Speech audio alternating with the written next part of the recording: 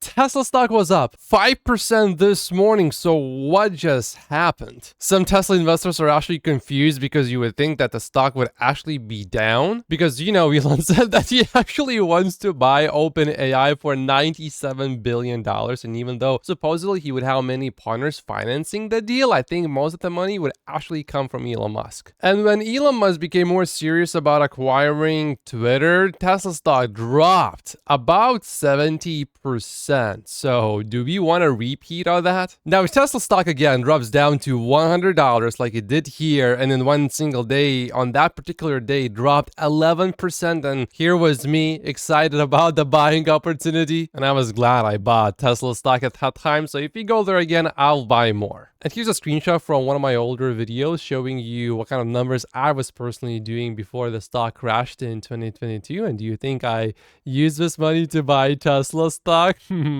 Absolutely. And the more it dropped, the more I bought. However, there are some key differences this time, and I will go through these differences. But why did Tesla stock close higher today? I mean, it's not massively up, but it's up. And the markets are not exactly up. Could this be related to the news from Mexico? Here is Tesla fully confirming that FSD is now available in Mexico for people to actually use it in their vehicles. But this happened yesterday, so I doubt that has much to do with what's happening today with the stock. Speaking of things that happened today that could possibly actually realistically impact the price of the stock, is this. Benchmark starts Tesla coverage with a buy rating and a $475 price target. That's pretty high compared to where Tesla stock is right now. And Gary Black posts about this, implying that this is a big reason why the stock was up before the market even opened. So if you like seeing Tesla stock being up today, make sure to click the like button right now. And Jim Thorne, who manages tens of billions of dollars, he still believes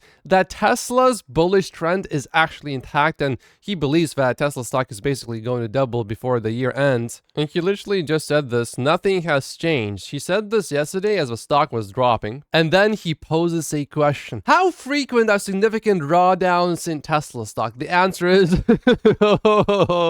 very frequent. In fact, there are Tesla stock investors who love roller coaster rides, but they stopped going there when they became Tesla stock investors because you're already getting a free roller coaster ride and they think it's enough. That was tongue in cheek, of course, but I'm sure there's someone sort of like that. Anyway, what happens after drawdowns run their course? Tesla stock usually jumps, and it jumps violently. And even yesterday, after the stock finished down, it was actually still up 6% when you look at the last 3 months, 66% if you look at the last 6 months. The longer the timeline, the more it's up. And if you have been a Tesla stock investor for a longer time, you will remember that actually most of the time, it just endless attacks on Tesla and Tesla stock investors, and the bears making their arguments seem so valid and strong, and it's just never-ending push about why Tesla stock is about to crash. And occasionally it dips for a moment, and sometimes the dips are gigantic, and then it just comes back violently. But that time when it comes back violently is usually short-lived, and then the stock sort of flattens.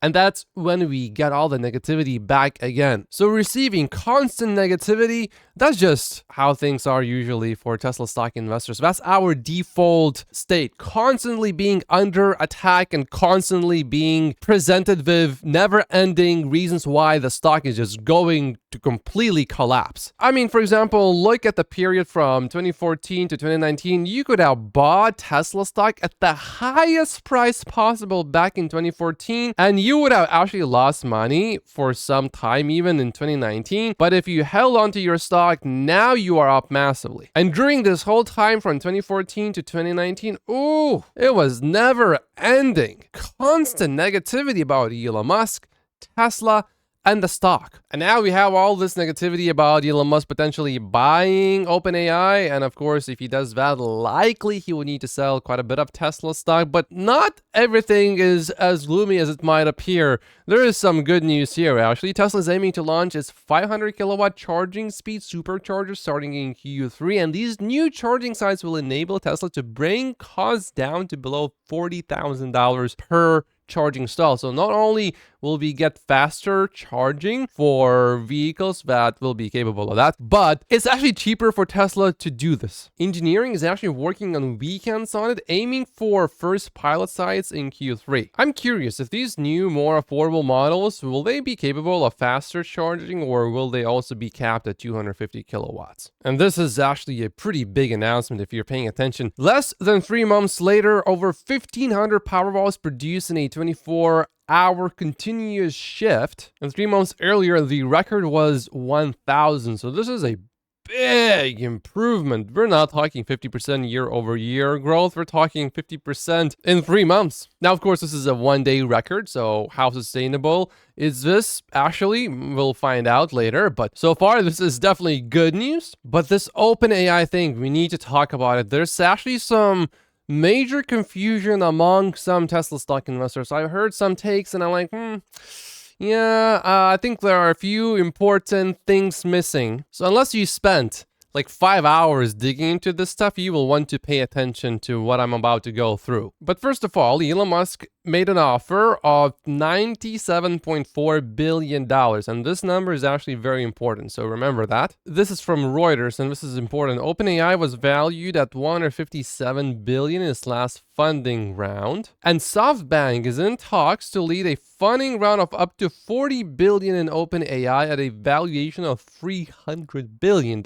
As of right now, Elon's Tesla stock is valued at about $165 billion. That's how much it's worth right now if he sold it today at today's market price, basically. But if you start selling the stock in such big quantities, the stock will almost certainly, definitely go down, making his stake actually worth quite a bit less than that. Now, typically, when you hear these OpenAI valuations, we are talking about the for-profit part of the OpenAI corporation. The board of directors controls the non-profit part of OpenAI, which then wholly owns and controls OpenAI GP LLC, which then controls the OpenAI Global LLC, which is a capped for-profit company, which Microsoft has some stake in, which then also controls the holding company for OpenAI nonprofit plus employees plus investors, which, by the way, is also owned by the nonprofit part of OpenAI.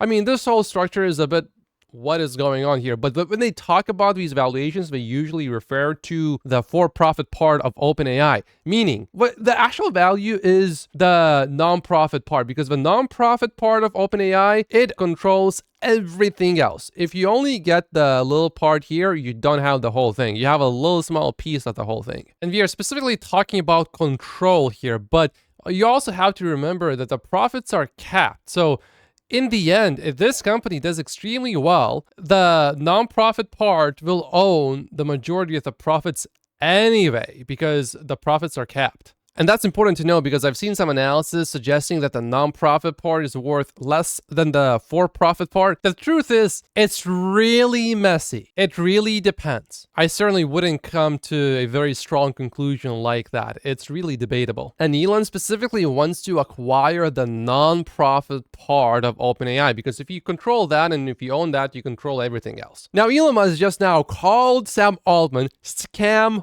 Altman. Literally, he did that on X publicly. So, of course, you wouldn't want Sam Altman to get his hands on this $97 billion that Elon Musk would inject into the shareholders of OpenAI. And also, because it's a nonprofit, are there really shareholders? But regardless of that, what that money would be used for is, quote, exclusively to further OpenAI's original charitable mission. Should OpenAI accept the offer, so Sam Altman would not get any of this money, nor would anyone else at OpenAI, unless Elon Musk would want them to get their hands on it, probably. And if you are thinking about this carefully, if this actually succeeds, Elon Musk would still have full control, realistically speaking, practically speaking, probably, of all that money that he would inject into OpenAI. So he's not really losing anything here. As in, that money is not going to someone else. When Elon Musk purchased Twitter, it actually went to someone else, to old Twitter shareholders. In this case, no, you're just buying the company, but the money that you're spending to buy the company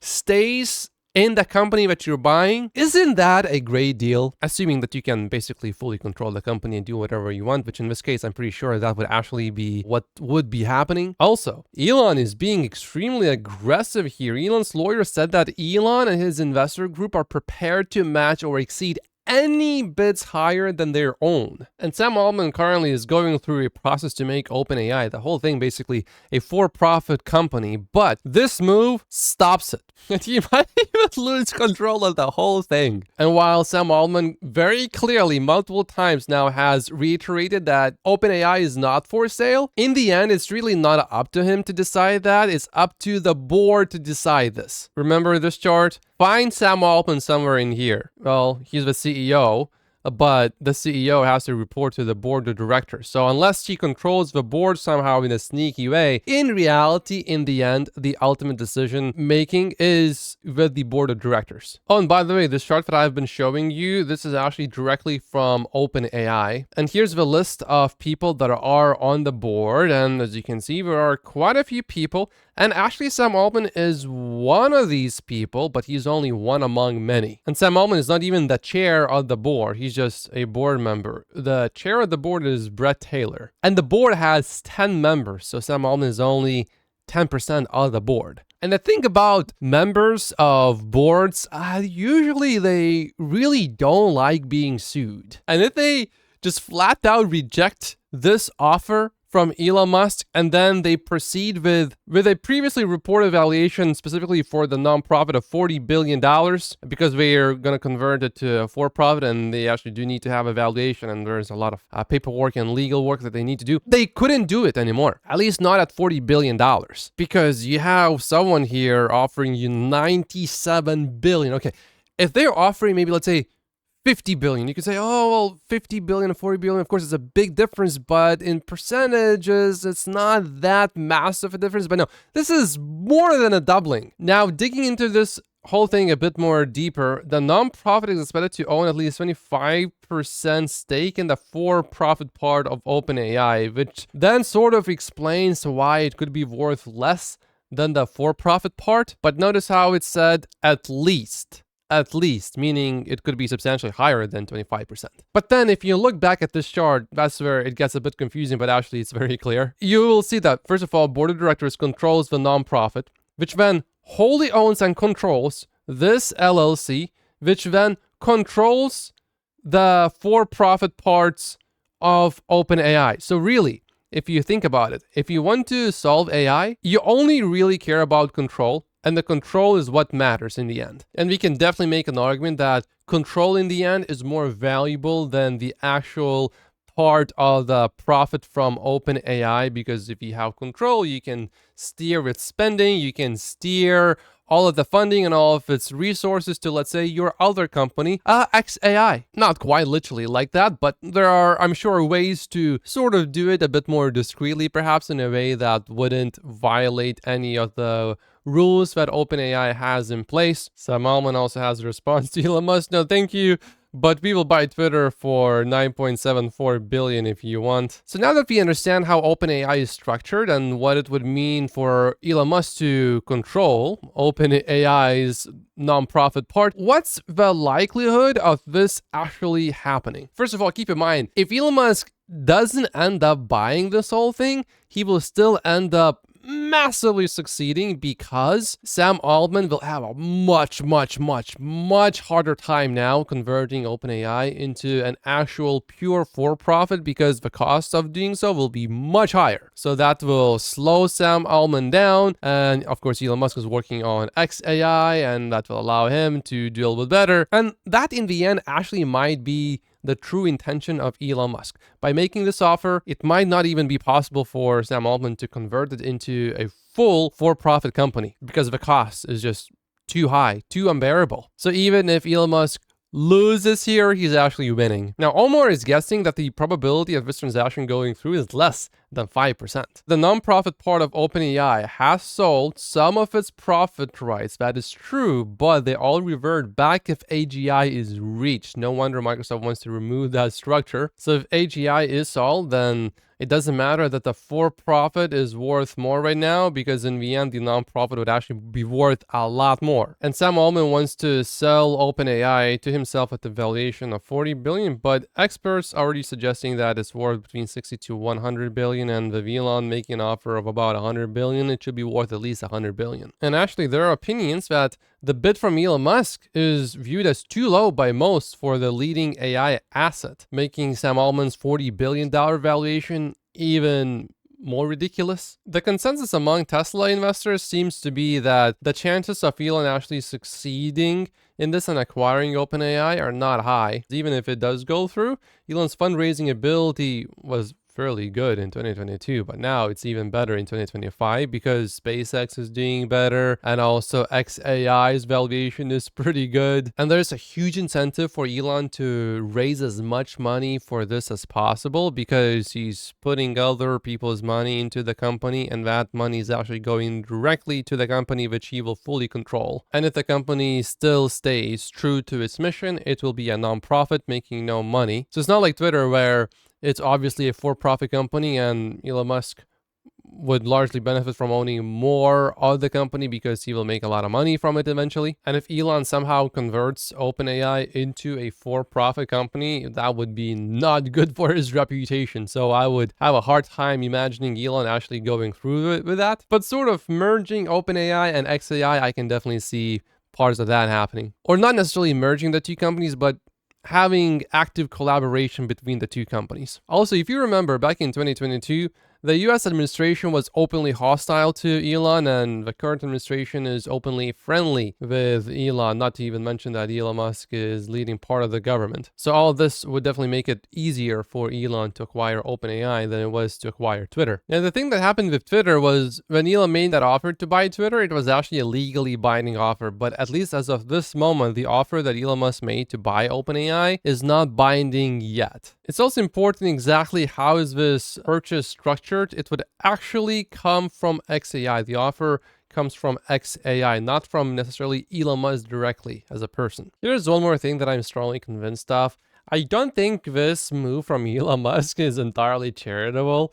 There's clearly a plan to make money from this as well. Because if there wasn't, how do you justify these funds that are specifically for profit? How do you justify them putting up billions of dollars to do this? I can see why Elon Musk could do this by himself, but when you have people that are investors who want to specifically make money, yeah, the whole thing that is just for charitable causes, just for humanity alone without trying to make any money, I think that narrative quickly dissolves. Now, Gary Black did a poll about why Tesla stock down 21% over the past 8 days. However, after today, it's not down that much. And interestingly, most people voted that is due to the Doge brand impact, and not that much due to the risk of Elon buying OpenAI. And there's definitely some impact. There's a store here in Vancouver City, basically, where I live, and there's this graffiti, if you can see here. It has Elon's name, and it has a target, implying that this is basically a death threat. And there's one more thing. A friend that is a big fan of Elon, she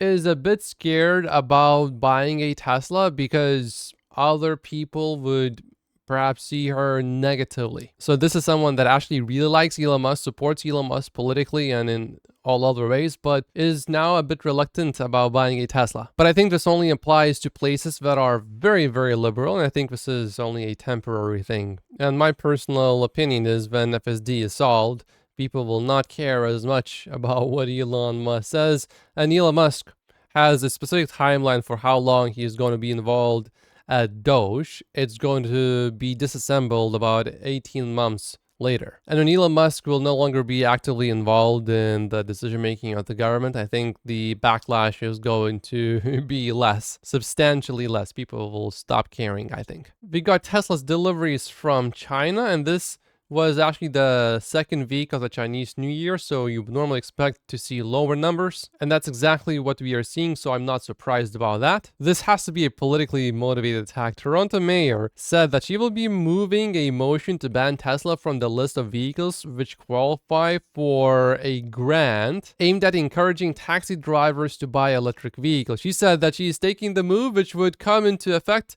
on March 1st because Tesla is a very popular brand, and said that there's no reason the city should be providing subsidies for it. People can still continue to buy electric vehicles, just not Tesla. I see no reason why the city should subsidize the purchase of Tesla. You mean you want people to buy cars that are not the best? Okay. And here's the mayor. And I doubt this is about tariffs either, because all other electric vehicles, including Cadillacs made in the US, remain eligible for subsidies. And we even had Teslas before imported from China into Canada, and I don't think these vehicles would get subsidized either in this case. So to me, this is definitely politically motivated, but these subsidies are pretty low, so I'm not really worried about this. In Australia, Tesla tied for #1 by installers for having the best home batteries in Australia. It's a tie between Tesla and SunGrow, and BYD is definitely quite a bit behind Tesla in this case. And Tesla actually for the 5th year in a row topped this list. And Tesla just secured a new $225 million Megapack contract to install stationary battery storage. And sometimes when I need to explain what Megapacks are to investors that have no idea that Tesla's energy business actually has a lot of potential, this is how I feel explaining it. These Megapacks, by the way, are going to Puerto Rico. What? New York Green Bank has signed a $60 million deal with Revel to build 267 additional charging stalls at a cost of $225,000 per stall. We heard from Tesla earlier just now that it's $40,000 for Tesla to do this. So this is, wow. Why? And this is actually some really good news. 18.1 gigawatts of new battery energy storage projects are currently in the pipeline in Australia, a 97% increase compared to the same period last year. And Tesla, of course, is greatly benefiting from that. Elon Musk is about to reportedly meet with the Prime Minister of India. And Elon Musk held a press conference against an army of reporters. And these reporters asked some challenging questions, and one of them in particular was basically a direct confrontation and attack, but Elon Musk handled that one very well. You can see that in the previous video that I uploaded. But let's go through some of these. Elon said, if you see any contract where it was awarded to SpaceX and it wasn't by far the best value for money for the taxpayer, let me know, because every one of them was. And yesterday, Elon actually gained even more power in the government because the president signed an executive order that empowers Elon to lead a significant overhaul of the federal government through the creation of Doge. Personally, this was one of my favorite moments. The president praised Elon's son, saying that Lil X is a high IQ individual. That's a direct quote. Another thing that I really liked was that Elon Musk said that the politicians are getting wealthy at the taxpayer expense, and that he will closely look at all these politicians who suddenly became much richer while being in the government. I'm not sure we should be sending $50 million worth of condoms to anywhere, frankly. I'm not sure that's something Americans would be really excited about. And that is really an enormous number of condoms, if you think about it. But you know, if it went to Mozambique instead of Gaza, I'm like, okay, that's not as bad, but still, you know, why are we doing that? Well, it also makes sense because Elon obviously wants to increase the world's population. Elon will also be a guest speaker at the World Government Summit. So when that comes out, I will probably post the video here. And Elon is getting a lot of flack for this. Doge terminated 89 Department of Education contracts worth almost $900 million, including $100 million for DEI programs teaching about privilege and power. The sweep also revealed $1.5 million spent on watching male clerks work. And Elon Musk commented exactly on this. USAID was a vanguard of the global left. That's why the media and Democrats are melting down over saving money that was being sent overseas by US taxpayers. Also, Elon took note of this issue just 2 days ago, and the next day it was actually fixed. The gender identity section has been deleted. This was the VA app for benefits and medical, which had all of these options. Now, for me as a Canadian, it's actually very important that the US remains a strong country because realistically speaking, is Canada really all that independent? Canada eventually does what the US needs it to do. So I personally want to have a very strong southern neighbor because that is the #1 ally of Canada. And I think Dylan Loomis is making some sense here. Unpopular opinion, but I would take a 5-year period of Tesla stock going sideways or down in exchange for decades of US government corruption getting exposed and corrected so America can be back on a path to prosperity for decades to come. And if Elon Musk calling Sam Altman Scam Altman, you can actually now bet money on will President Trump say Scam Altman before March? The chances are now 59% that he will. And overall, today was a great day for Tesla. I personally believe that Tesla stock is going to $1,000 per share, and I will see you in the next video, probably on Friday.